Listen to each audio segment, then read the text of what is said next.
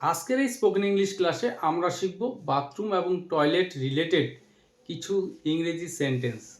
তো আপাত দৃষ্টিতে এই সেন্টেন্সগুলো শুনলে অনেকের হয়তো অস্বস্তি বা ঘৃণা লাগতে পারে, বাট এই সেন্টেন্সগুলো জানা কিন্তু অবশ্যই দরকার। তো মনোযোগ সহকারে ক্লাসটি দেখলে পরে আশা করি আজকের এই ক্লাসে তোমরা নতুন কিছু শিখতে পারবে। তো আজকের ক্লাসে যেই সেন্টেন্সগুলো আমি তোমাদের শেখাতে চলেছি তার মধ্যে প্রথম যেই সেন্টেন্সটা রয়েছে, সে পটি করছে বা আমরা বলে থাকি পায়খানা করছে। তো এই সেন্টেন্সটাকে আমরা ইংরেজিতে কিভাবে বলবো? তো এই সেন্টেন্সটি প্রেজেন্ট কন্টিনিউয়াস টেন্সে রয়েছে। তো এখানে সাবজেক্ট সে, he or she is pooping. তো এখানে পটি করা বা পায়খানা করা এর যে ভার্ব সেটা তোমাদের জানতে হবে পুপ, POOP। তো এই ভার্বটাকে বিভিন্ন টেন্সে অ্যাপ্লাই করে আমরা সেন্টেন্স তৈরি করতে পারবো। তো এখানে সেন্টেন্সটি প্রেজেন্ট কন্টিনিউয়াস টেন্সে ছিল, হি ইজ পুপিং। তো যদি আমরা পাস্ট টেন্সে বলতে চাই সে পায়খানা করেছিল বা পটি করেছিল, সেক্ষেত্রে আমরা বলবো হি পুপের জায়গায় পুপড, ভার্বের সেকেন্ড ফর্ম নিয়ে আসবো। তো বিভিন্ন টেন্সে তোমরা সেন্টেন্সগুলো তৈরি করার চেষ্টা করবে। তো এর পরের সেন্টেন্স, গন্ধ আসছে। ন্যাচারালি যেটা হয়ে থাকে বাথরুম থেকে বা টয়লেট থেকে গন্ধ আসে। তো গন্ধ আসছে এই সেন্টেন্সটাকে আমরা কিভাবে বলবো? It is স্টিংকিং। ইট ইজ স্টিংকিং অর্থাৎ গন্ধ আসছে বা দুর্গন্ধ আসছে। পরের সেন্টেন্স, তাড়াতাড়ি করো আমার খুব চাপ দিয়েছে। অর্থাৎ টয়লেটে অলরেডি কেউ গিয়েছে, আরেকজন বাড়ি থেকে দাঁড়িয়ে বলছে যে তাড়াতাড়ি করো আমার খুব চাপ দিয়েছে। তো খুব কমন এই সেন্টেন্সটা। তো এই সেন্টেন্সটাকে আমরা কিভাবে বলবো? Hurry up.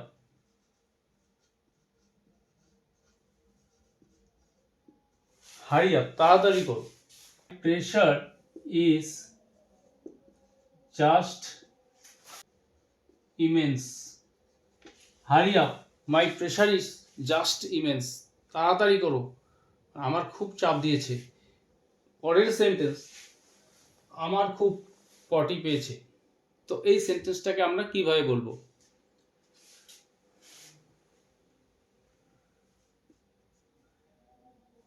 I need to পুপ।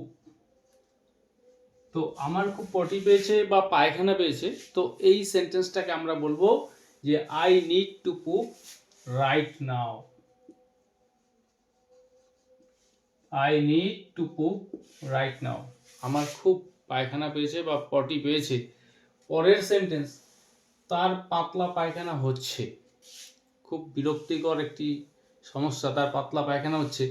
তো প্রেজেন্ট কন্টিনিউয়াস টেন্সে রয়েছে। এই সেন্টেন্সটাকে আমরা কিভাবে বলবো? He is getting loose stool. He is getting loose stool অর্থাৎ তার পাতলা পায়খানা হচ্ছে। তো এখানে এই স্টুল শব্দের অর্থ হচ্ছে পায়খানা বা মল, আর পায়খানা করা তার যে ভার্ব সেটা অলরেডি দেখিয়েছি, পুপ। তো তার পাতলা পায়খানা হচ্ছে হি ইজ গেটিং লুজ স্টুল।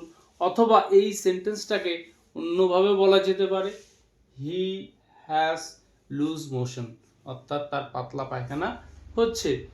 পরের সেন্টেন্স, আমার শক্ত পায়খানা হচ্ছে, মানে ঠিক উল্টো প্রবলেম। তো এই সেন্টেন্সটাকে আমরা কিভাবে বলবো? অনেক সময় ডাক্তারের কাছে গিয়ে আমাদের বলতে হয়। তো এই সেন্টেন্সটাকে আমরা কিভাবে বলবো? I have very hard স্টুল। I have very hard স্টুল অর্থাৎ আমার শক্ত পায়খানা হচ্ছে। পরের সেন্টেন্স, সে বিছানায় পায়খানা করেছে, যেটা লুজ মোশন হলে পরে হয়ে থাকে। তো এই সেন্টেন্সটাকে আমরা কিভাবে ইংরেজিতে বলবো? সে বিছানায় পায়খানা করেছে বা অনেক সময় এরকম হয়ে থাকে প্যান্টে করে দিয়েছে। তো এই সেন্টেন্সগুলো কিভাবে বলবো? হি